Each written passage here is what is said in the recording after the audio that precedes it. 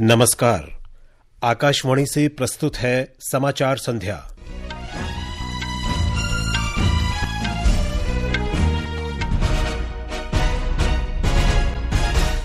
Bharatiya Janata party के वरिष्ठ नेता और प्रधानमंत्री नरेंद्र मोदी ने कहा, दुनिया की कोई भी ताकत जम्मू कश्मीर में अनुच्छेद 370 और अनुच्छेद 35A को वापस नहीं ला सकती।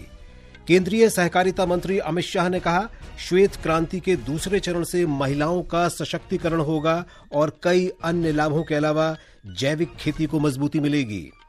राष्ट्रपति द्रौपदी मुर्मू ने सभी शैक्षणिक संस्थानों और शिक्षकों से लड़कियों को उच्च शिक्षा हासिल करने और आत्मनिर्भर बनने के लिए प्रोत्साहित करने की अपील की। प्रधानमंत्री नरेंद्र मोदी क्वाड देशों के नेताओं के शिखर सम्मेलन में भाग लेने के लिए अमेरिका जाएंगे।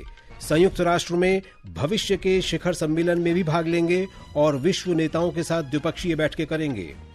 जॉर्डन कुष्ठ रोग से मुक्त होने वाला दुनिया का पहला देश बना और भारत ने बांग्लादेश के खिलाफ चेन्नई टेस्ट के पहले दिन 6 विकेट पर 339 रन बनाए। आर अश्विन ने छठा टेस्ट शतक लगाया। समाचार संध्या के साथ मैं विशाल शर्मा। भारतीय जनता पार्टी के वरिष्ठ नेता और प्रधानमंत्री नरेंद्र मोदी ने कहा है कि जब तक भाजपा सत्ता में है, दुनिया की कोई भी ताकत जम्मू कश्मीर में अनुच्छेद 370 और अनुच्छेद 35A को वापस नहीं ला सकती। श्री मोदी ने कहा कि ये हमेशा के लिए चले गए हैं। श्रीनगर और जम्मू के कटरा में चुनावी रैलियों को संबोधित करते हुए उन्होंने कहा कि भाजपा संसद में किए गए वायदों के अनुसार जम्मू कश्मीर को राज्य का दर्जा बहाल करने के लिए प्रतिबद्ध है। हम जम्मू कश्मीर में पाकिस्तान के एजेंडा को लागू नहीं होने देंगे। दुनिया की कोई ताकत जम्मू कश्मीर में आर्टिकल 370 की वापसी नहीं करा सकती। श्री मोदी ने कहा कि आज दुनिया देख रही है कि जम्मू कश्मीर के लोग किस तरह देश के लोकतंत्र को मजबूत कर रहे हैं। उन्होंने कल पहले चरण में बड़ी संख्या में वोट डालने के लिए लोगों को बधाई दी। पहले चरण में 61% से अधिक मतदान हुआ था। श्री मोदी ने कहा कि यह भाजपा सरकार ही थी जिसने दिल्ली से कटरा तक वंदे भारत एक्सप्रेस ट्रेन शुरू की। उन्होंने कहा कि पाकलदुल, रैटल, किरू और कावर विद्युत परियोजनाएं वर्तमान में निर्माणाधीन हैं और इससे न केवल बिजली पैदा होगी बल्कि जम्मू के युवाओं को आजीविका भी मिलेगी। उन्होंने कहा कि उधमपुर में एक नया मेडिकल कॉलेज बनाया गया है और रियासी जिले में एक जिला अस्पताल भी बनकर तैयार है। श्री मोदी ने कहा कि जम्मू कश्मीर में रेलवे कनेक्टिविटी के कारण 2 करोड़ से अधिक पर्यटक यहां आ रहे हैं। प्रधानमंत्री ने जम्मू के कटरा में रोड शो भी किया। हरियाणा में एक ही चरण में हो रहे विधानसभा चुनाव के लिए प्रचार तेज हो गया है। विभिन्न दलों के नेता रैलियां कर रहे हैं। कुल 1031 उम्मीदवार मैदान में हैं। 5 अक्टूबर को मतदान होगा और वोटों की गिनती 8 अक्टूबर को होगी। इस बीच भारतीय जनता पार्टी के अध्यक्ष जगत प्रकाश नड्डा ने आज रोहतक में हरियाणा विधानसभा चुनाव के लिए पार्टी का घोषणा पत्र जारी किया। पार्टी ने इसे संकल्प पत्र का नाम दिया है। घोषणा पत्र में कुल 20 संकल्प शामिल किए गए हैं। सहकारिता मंत्री अमित शाह ने कहा है कि श्वेत क्रांति के दूसरे चरण से देश में महिलाओं का सशक्तिकरण, बच्चों में कुपोषण की समाप्ति और रोजगार के नए अवसर तैयार होंगे। जैविक खेती को मजबूती मिलेगी और मिट्टी की उर्वरता बढ़ेगी। नई दिल्ली में सहकारिता मंत्रालय के 100 दिनों में की गई परिवर्तनकारी पहलों की श्रृंखला पर एक राष्ट्रीय स्तर के सम्मेलन में उन्होंने कहा कि आज भारत दुनिया का सबसे बड़ा दुग्ध उत्पादक देश बन गया है। श्री शाह ने कहा कि सबसे अधिक महिलाएं डेयरी क्षेत्र में लगी हुई हैं, जिनमें से कुछ अकेले गुजरात में 60,000 करोड़ रुपए का कारोबार कर रही हैं। ये श्वेत क्रांति अभियान 2 जो है वो सबसे पहला काम करेगा महिला स्वावलंबन का, महिला सशक्तिकरण का। हम सब जानते हैं कि दूध के उत्पादन के साथ और विशेषकर कोऑपरेटिव दूध के उत्पादन के साथ, डेयरी के साथ माताएं बहनें जुड़ी हैं और माताओं बहनों को आत्मनिर्भर बनाना, स्वावलंबी बनाना, उनका एम्पावरमेंट करना, सशक्तिकरण करना, ये कोई और कार्यक्रम नहीं कर सकता जितना अच्छे से हमारी डेयरी कर सकती है। श्वेत क्रांति के दूसरे चरण की पहल का उद्देश्य महिलाओं को सशक्त बनाना, रोजगार सृजित करना और सहकारी क्षेत्रों का विस्तार करना है। राष्ट्रपति द्रौपदी मुर्मू ने सभी शिक्षण संस्थानों और शिक्षकों से अपील की है कि बेटियों को उच्च शिक्षा हासिल करने और आत्मनिर्भर बनने के लिए प्रोत्साहित करें।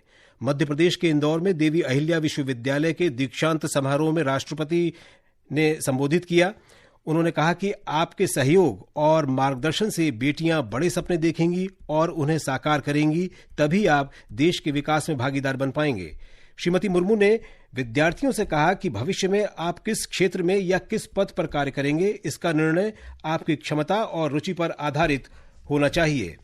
इस आधार पर रास्ता चुनेंगे तो आपको सफलता जरूर मिलेगी। आप में से बहुत से विद्यार्थियों ने ये निर्णय ले लिया होगा कि कौन सा प्रोफेशन अपनाने वाले हैं या कहाँ उच्च शिक्षा लेने वाले हैं, लेकिन आप में से अनेक विद्यार्थियों ने मन में अभी भी ये दुविधा है कि नौकरी करें या आगे पढ़ाई करें, एंटरप्रेन्योरशिप बने या फिर किसी कॉम्पिटिटिव एग्जाम में एडमिशन के लिए तैयारी करें।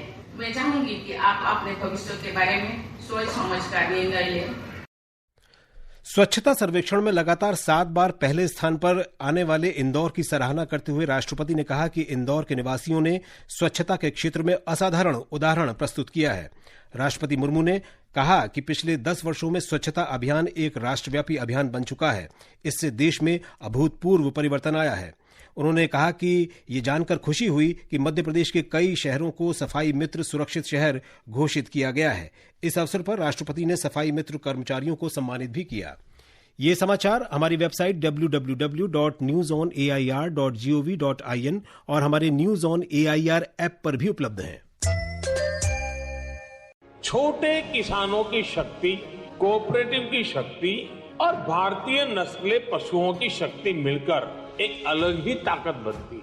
इस ताकत को बढ़ाने और डेयरी के विकास में जुटे पशुपालकों, तकनीशियनों व डेयरी सहकारी समितियों को प्रोत्साहित करने के उद्देश्य से पशुपालन एवं डेयरी विभाग दे रहा है राष्ट्रीय गोपाल रत्न अवार्ड, जिसमें इस बार से पूर्वोत्तर क्षेत्र को भी शामिल किया जा रहा है। आवेदन के लिए awards.gov.in पर जाएं या अपने नजदीकी कॉमन सर्विस सेंटर, पशु चिकित्सालय या पशुपालन और डेयरी विभाग से संपर्क करें। आवेदन 30 सितंबर 2024 तक। समाचार संध्या में आपका फिर स्वागत है। प्रधानमंत्री नरेंद्र मोदी इस महीने की 21 से 23 तारीख तक अमेरिका के दौरे पर रहेंगे। विदेश सचिव विक्रम मिस्री ने आज नई दिल्ली में कहा कि इस दौरान प्रधानमंत्री कई द्विपक्षीय और बहुपक्षीय पहलुओं पर चर्चा करेंगे। विदेश सचिव ने कहा कि श्री मोदी विल्मिंगटन, डेलावेयर में शनिवार को क्वाड नेताओं के सम्मेलन में शामिल होंगे। सम्मेलन से अलग प्रधानमंत्री कई नेताओं के साथ द्विपक्षीय बैठकें भी करेंगे। उन्होंने बताया कि भारत अगले वर्ष क्वाड सम्मेलन की मेजबानी करेगा। भारत अमेरिका द्विपक्षीय बैठक के एजेंडे के बारे में श्री मिस्री ने बताया कि दोनों देशों के बीच व्यापक वैश्विक रणनीतिक साझेदारी की समीक्षा होगी। I would only point out that the Quad's constructive agenda continue to work on development priorities in the Indo-Pacific, in implementing sustainable development goals, delivering public goods, strong focus on peace, prosperity and stability in the Indo-Pacific region. Our agenda covers health security, climate change, critical and emerging technologies, HADR, infrastructure, connectivity, maritime security and counterterrorism. Shri मिस्री ने बताया कि प्रधानमंत्री रविवार को प्रवासी भारतीयों से बातचीत करेंगे। उन्होंने कहा कि श्री मोदी सोमवार को न्यूयॉर्क में संयुक्त राष्ट्र महासभा में भविष्य के शिखर सम्मेलन को संबोधित करेंगे। सम्मेलन का विषय बेहतर कल के लिए बहुपक्षीय समाधान है। महासभा में भारत ग्लोबल साउथ की विकास संबंधी आवश्यकताओं और आकांक्षाओं को बताते हुए समावेशी और निष्पक्ष सतत विकास के मुद्दों पर बल देगा। भारत इस संबंध में भारतीय दृष्टिकोण, पहल और उपलब्धियों के बारे में भी बताएगा। विदेश मंत्रालय के अनुसार प्रधानमंत्री एआई, क्वांटम कंप्यूटिंग, सेमीकंडक्टर और जैव प्रौद्योगिकी जैसे अत्याधुनिक क्षेत्रों में सहयोग को बढ़ावा देने के लिए प्रमुख अमेरिकी कंपनियों के सीईओ के साथ बातचीत करेंगे। भारत ने यूक्रेन को रक्षा साजो सामान के निर्यात करने की रॉयटर्स मीडिया रिपोर्ट को खारिज कर दिया है। विदेश मंत्रालय के प्रवक्ता रणधीर जायसवाल ने कहा कि मंत्रालय इस रिपोर्ट को अटकलबाजी और भ्रामक मानता है। उन्होंने कहा कि भारत ने ऐसा कोई उल्लंघन नहीं किया है और ऐसा कुछ भी नहीं है, इसलिए ये गलत और शरारतपूर्ण है। श्री जायसवाल ने कहा कि भारत के पास सैन्य और दोहरे उपयोग वाली वस्तुओं के निर्यात के संबंध में अंतर्राष्ट्रीय दायित्वों के अनुपालन का एक शानदार ट्रैक रिकॉर्ड है। शारजाह निवेश मंच का 7वां संस्करण आज संपन्न हो गया। इसके अंतर्गत स्मार्ट अर्थव्यवस्थाओं के लिए एक भविष्यवादी दृष्टिकोण पर 2 दिनों की गहन चर्चा की गई। कार्यक्रम में भारतीय कारोबारियों और निवेशकों ने भाग लिया। द्विपक्षीय व्यापार और निवेश के लिए नए क्षितिज को खोलना शीर्षक से एक प्रमुख सत्र भारत और संयुक्त अरब अमीरात के बीच व्यापक आर्थिक साझेदारी समझौते पर केंद्रित था। शारजाह निवेश फोरम को एक अग्रणी निवेश सम्मेलन के रूप में मान्यता प्राप्त है। उपराष्ट्रपति जगदीप धनखड़ ने मीडिया से व्यक्ति केंद्रित दृष्टिकोण की जगह संस्थानों और राष्ट्रीय विकास पर ध्यान केंद्रित करने का आह्वान किया है। श्री धनखड़ ने संसद भवन में आज संसद टीवी एट 3 कॉन्क्लेव के उद्घाटन सत्र को संबोधित किया। उन्होंने इस बात पर बल दिया कि मीडिया को देश के विभिन्न हिस्सों से सकारात्मक विकास की कहानियों पर अधिक ध्यान केंद्रित करना चाहिए। लोकसभा अध्यक्ष ओम बिरला ने सम्मेलन के समापन सत्र को संबोधित किया। श्री बिरला ने कहा कि समाचारों की विश्वसनीयता और प्रामाणिकता आज संकट में है। ये समाचार आकाशवाणी से प्रसारित किए जा रहे हैं। ताजा समाचार जानने के लिए आप हमारे social media handle x@AIR News Hindi को फॉलो कर सकते हैं। महाराष्ट्र के मुख्यमंत्री एकनाथ शिंदे ने आज मुंबई के गिरगांव चौपाटी पर स्वच्छता ही सेवा अभियान में भाग लिया। ये अभियान 2 अक्टूबर तक चलेगा। इस अवसर पर श्री शिंदे ने स्वच्छ भारत अभियान की सराहना करते हुए कहा कि इसके लाभ स्पष्ट हैं और लोग अब स्वच्छता के प्रति अधिक जागरूक हैं। विश्व स्वास्थ्य संगठन ने जॉर्डन को कुष्ठ रोग से मुक्त होने वाला दुनिया का पहला देश घोषित किया है। ये वैश्विक सार्वजनिक स्वास्थ्य प्रयासों में एक महत्वपूर्ण उपलब्धि है। जॉर्डन को बधाई देते हुए विश्व स्वास्थ्य संगठन के महानिदेशक टेड्रोस अधनोम घेब्रेयेसस ने कहा कि जॉर्डन में 2 दशकों से अधिक समय से कुष्ठ रोग का कोई भी मामला दर्ज नहीं किया गया है। पेट्रोलियम और प्राकृतिक गैस मंत्रालय ने राष्ट्रीय जनतांत्रिक गठबंधन सरकार के तीसरे कार्यकाल के पहले 100 दिन के दौरान कई महत्वपूर्ण निर्णय लिए हैं। मंत्रालय ने बताया कि हाल ही में सरकार ने संशोधित प्रधानमंत्री जैव ईंधन जलवायु परिवर्तन अनुकूल फसल अवशेष निवारण PM जीवन योजना को स्वीकृति दी है। इस योजना का उद्देश्य कृषि अवशेषों के लिए किसानों को पारिश्रमिक आय प्रदान करना और पर्यावरण प्रदूषण का समाधान करना है। केंद्रीय इस्पात और भारी उद्योग मंत्री HD कुमारस्वामी ने कहा है कि भारत का लक्ष्य वर्ष 2030 तक 300 मीट्रिक टन की इस्पात क्षमता हासिल करना है। इसके अलावा वर्ष 2070 तक शून्य कार्बन उत्सर्जन का लक्ष्य भी प्राप्त करना है। श्री कुमारस्वामी ने आज इस्पात में हरित क्रांति सतत नवाचार विषय पर आयोजित 36वें राष्ट्रीय सम्मेलन को संबोधित किया। उन्होंने इस्पात क्षेत्र में टिकाऊ नवाचारों के महत्व पर बल दिया। चेन्नई में भारत ने बांग्लादेश के साथ पहले क्रिकेट टेस्ट मैच के पहले दिन का खेल समाप्त होने तक 6 विकेट पर 339 रन बना लिए हैं। पहले दिन के खेल का मुख्य आकर्षण रविचंद्रन अश्विन का 6ठा टेस्ट शतक रहा। अश्विन ने नाबाद 102 रन की शानदार पारी खेली। रविंद्र जडेजा ने नाबाद 86 और यशस्वी जायसवाल ने 56 रन बनाए। अश्विन और जडेजा के बीच अब तक 195 रन की साझेदारी हो चुकी है। बांग्लादेश के लिए हसन महमूद ने सबसे ज्यादा 4 विकेट लिए। भारतीय मौसम विभाग ने अंडमान और निकोबार द्वीप समूह में कल तक मूसलाधार वर्षा का अनुमान व्यक्त किया है। मौसम विभाग के अनुसार इस महीने की 22 से 25 तारीख के दौरान पूर्वी मध्य प्रदेश, छत्तीसगढ़, नागालैंड, मणिपुर, मिजोरम, त्रिपुरा, अरुणाचल प्रदेश, असम और मेघालय में अलग अलग स्थानों पर भारी वर्षा की संभावना है।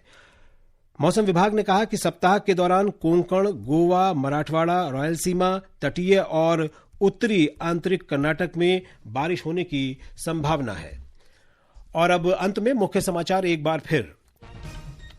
भारतीय जनता पार्टी के वरिष्ठ नेता और प्रधानमंत्री नरेंद्र मोदी ने कहा, दुनिया की कोई भी ताकत जम्मू कश्मीर में अनुच्छेद 370 और अनुच्छेद 35A को वापस नहीं ला सकती। केंद्रीय सहकारिता मंत्री अमित शाह ने कहा, श्वेत क्रांति के दूसरे चरण से महिलाओं का सशक्तिकरण होगा और कई अन्य लाभों के अलावा जैविक खेती को मजबूती मिलेगी। राष्ट्रपति द्रौपदी मुर्मू ने सभी शैक्षणिक संस्थानों और शिक्षकों से लड़कियों को उच्च शिक्षा हासिल करने और आत्मनिर्भर बनने के लिए प्रोत्साहित करने की अपील की। प्रधानमंत्री नरेंद्र मोदी क्वाड देशों के नेताओं के शिखर सम्मेलन में भाग लेने के लिए अमेरिका जाएंगे। संयुक्त राष्ट्र में भविष्य के शिखर सम्मेलन में भी भाग लेंगे और विश्व नेताओं के साथ द्विपक्षीय बैठकें करेंगे। और जॉर्डन कुष्ठ रोग से मुक्त होने वाला दुनिया का पहला देश बना।